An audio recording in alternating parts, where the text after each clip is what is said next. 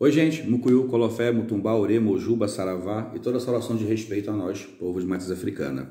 Primeiro, morrendo de saudade de vocês, mas com a questão da pandemia a gente acaba ficando mais atarefado, não dá para dividir tantas funções de uma casa, então eu acabei estando um pouco mais sumido devido ao meu canil, ao barracão e à questão dos clientes, que tem toda uma forma diferente de atender, mas voltando a matar a saudade e voltando com um tema extremamente preocupante. Quando você recebe na sua casa de matriz africana, na sua casa de atendimento, na sala da sua casa, você vai efetuar um jogo, uma pessoa que te buscando a finalização do uso de drogas de uma terceira pessoa, seja uma mãe buscando o fim de uso de drogas de um filho, uma esposa buscando o fim de uso de drogas de um namorado. Como funciona isso, gente? A fé, ela nos faz reconhecer a essência. E se a pessoa buscou a fé para buscar uma autenticação dessa, uma cura, é porque ela tem essência, dentro da essência dela, entre o contraste de uma pessoa, entre aspas, normal, e um contraste de um usuário de drogas, nasce uma coerência de que aquilo é negativo, entendeu? Quando a gente já recebe uma pessoa dessa, a primeira coisa que a gente tem que ter em pensamento é um olhar pleno de misericórdia. A pessoa buscou a fé, ela está sensibilizada, ela está preocupada, ela já é castigada internamente pelos freios morais e dentre eles o freio moral mais primitivo, que é o medo. Pelo medo que o filho ou o namorado se arrebente, pelo medo que o filho ou namorado morra, pelo medo que o filho ou namorado sejam criticados pela sociedade, essa pessoa estando com medo, ela se sente apreensiva e de certa forma ela toma para si a responsabilidade emocional de ter que conduzir a vida daquele outro ser. E retornando, quando a gente vai falar de uma pessoa que nos procura para discutir o assunto do uso, o tópico de drogas, a gente tem que lembrar que a pessoa, quando chega até a gente, ela já está com dois mecanismos de defesa do ego ativado, que é a negação, que é não querer acreditar, insistir em não acreditar que um fato ou uma lembrança é verídica. E um segundo mecanismo de defesa do ego muito importante nesse momento é a projeção. É projetar ou idealizar fatos de uma maneira, às vezes até fantasiosa, que levem a pessoa a entender como ela gostaria que o outro fosse. Então a pessoa projeta na vida do outro o que a agrada. Porém, quando a gente fala do primeiro mecanismo de ego, que é a negação, o não aceitar, eu preciso entender que o uso de drogas está relacionado a uma bengala. Consumir drogas, consumir álcool em excesso é uma forma cuja qual aquela pessoa teve de fugir de alguma lembrança, de algum trauma. Eu já falei há um tempo atrás como que a gente se instala dentro de um trauma, como um trauma é instalado na gente. Tudo começa com uma ação. Essa ação gera uma reação, essa reação gera um julgo, esse julgo gera uma vergonha, te gera uma dor interna e te aprisiona. Estar aprisionado no uso de drogas, no uso de álcool, eu vou usar um exemplo mais fácil, uma ação. Meu pai bateu na minha mãe. A reação que eu tive de medo e defesa. Eu julguei meu pai. Meu pai me fez sentir vergonha de ser homem e ter vergonha de ser filho dele. Isso me assimesmou, me colocou aprofundado, depreciado numa dor. Automaticamente eu me coloco numa prisão e eu preciso de um mecanismo de válvula de escape. Comer, falar, criticar, xingar, consumir cigarro, consumir droga, consumir álcool, todos são válvulas de escape. E as válvulas de escape só aparecem quando o nosso ego é machucado. Então, primeira questão que eu tenho que entender como zelador, que o usuário de droga, ou a pessoa que está ali aprisionada no sistema de vício, ela tem um ego ferido. Se tem um ego ferido, por consequência, todo ego é gerenciado por um superego. Qual o superego? É a educação que nós recebemos e o que a sociedade nos ensina de como a vida tem que ser feita.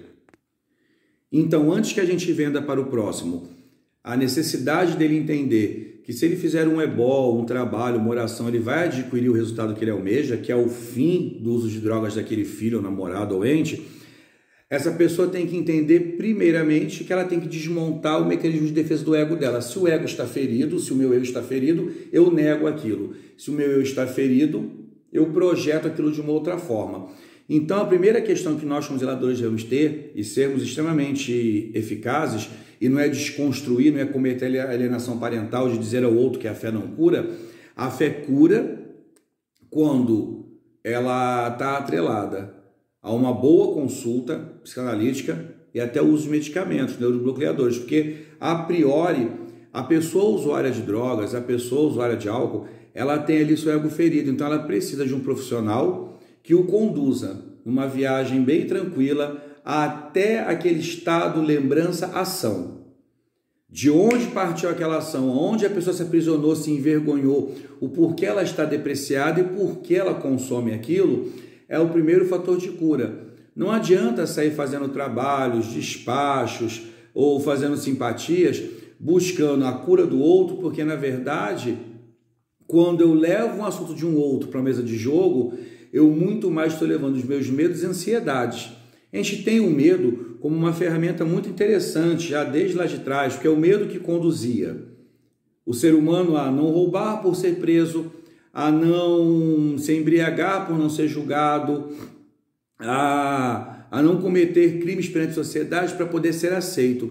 Então é muito normal que o grande medo da maioria das mães e namoradas é que o namorado ou filho usuário de drogas seja uma pessoa que seja afastada da sociedade, trazendo assim um julgo para si. Eu não consegui como mulher mantê-lo em pé, eu não consegui como mãe mantê-lo em pé. Porém, eu não posso pegar dentro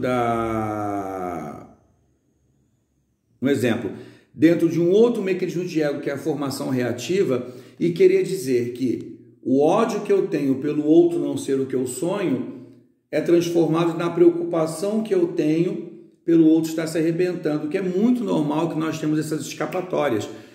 Transformar uma fala de ódio em uma fala de amor, até porque o ódio não é bem aceito, a bondade e o amor sempre são bem aceitos. Um exemplo grande para que a gente possa entender como funciona o uso de drogas: todo usuário de droga, todo compulsivo, ele está instalado na fase fálica, na fase infantil. Um bebê, quando chorava ou tinha medo, a mãe, além de dar atenção, dava ele o bico do seio.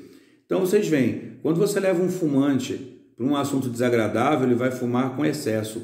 Toda pessoa que quer extravasar, quer fugir, que quer deslocar um sentimento, ela vai para a boate, ela bebe, ela está no carnaval, ela bebe, ela comete seus excessos, ela precisa de libertação. Por quê?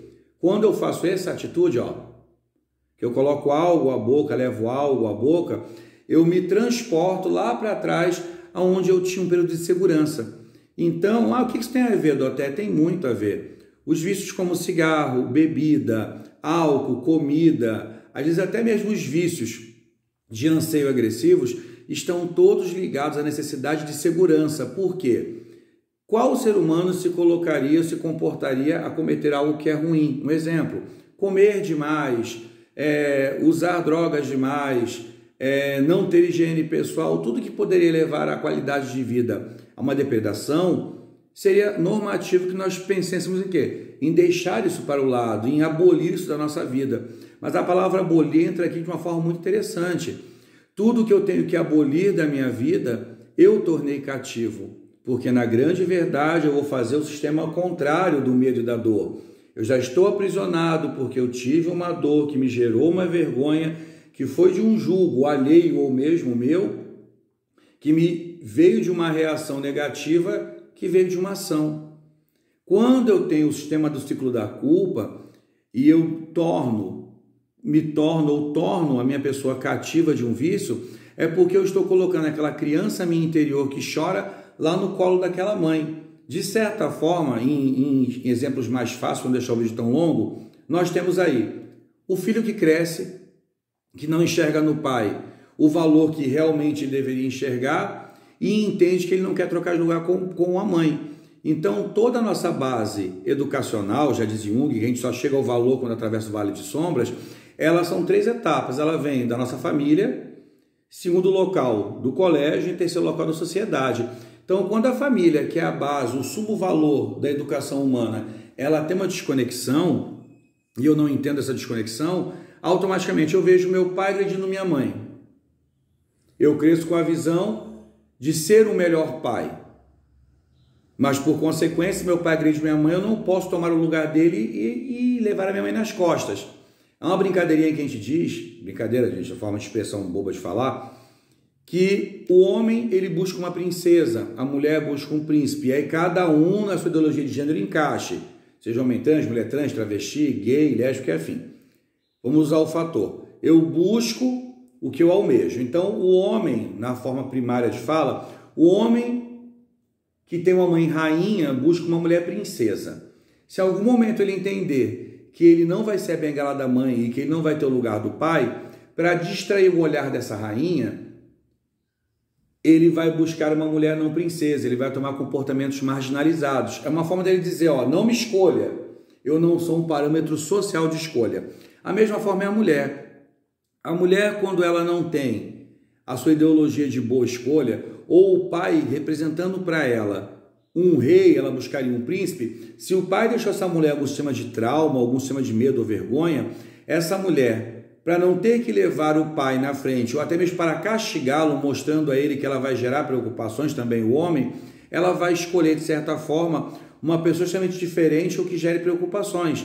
Então a menina vai para um local mais lascivo, de maior sexualidade, ela vai se expor, ela vai aí, ambos, homem e mulher, ou cada um seu gênero, vai ser demasiado, vai buscar mostrar ao outro, seja mãe ou pai, que eles não são uma boa escolha. Só que nesse processo de não ser uma boa escolha, eles acabam não bancando suas próprias escolhas.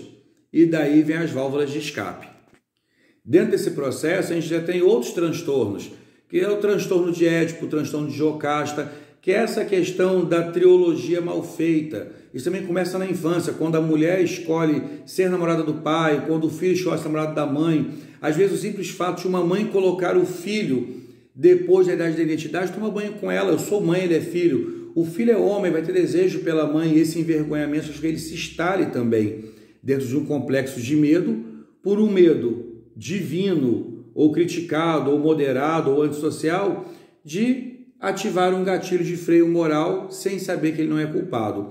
Pois bem, a nossa grande obrigatoriedade nessa história é não dar ao outro o que ele tem a expectativa. Quando eu vou a um local de fé, eu vou construir a necessidade, não que isso não gere cura, eu já vi muitos casos de uso de drogas serem curados por questão de fé, mas tem que tomar muito cuidado para a gente não vender uma expectativa de fé ao outro, sem entender que aquele uso de drogas tem como base uma ação lá no passado, é um trauma instalado, é um sentimento mal vivido, é uma perspectiva de não olhar, entendeu?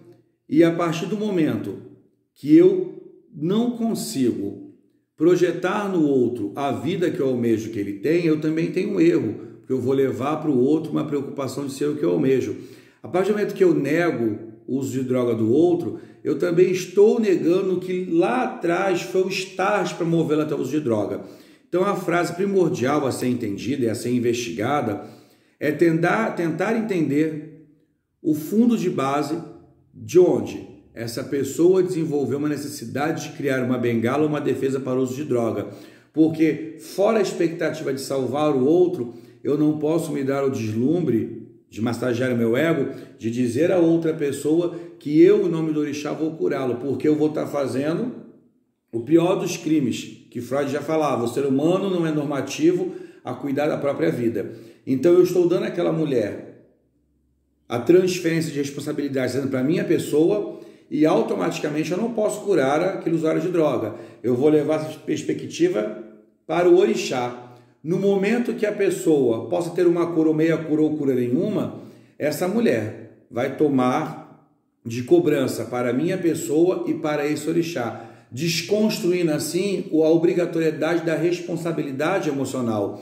É de responsabilidade do usuário de drogas que ele entenda se aquele uso de droga deles vai gerar o medo, se vai gerar a vergonha ou se vai gerar uma culpa. São os freios morais que são já pré-obrigatórios que ele deve ter, constituídos desde a sua infância, na sua fase familiar, desde a sua educação no colégio e posteriormente na sua participação para com a sociedade. Se na participação na vida adulta para com a sociedade ele não tem medo de se drogar e bater um carro, ele não tem vergonha de aparecer drogado ou sujo, ou se martirizando na frente de um parente, de um ente querido ou da namorada.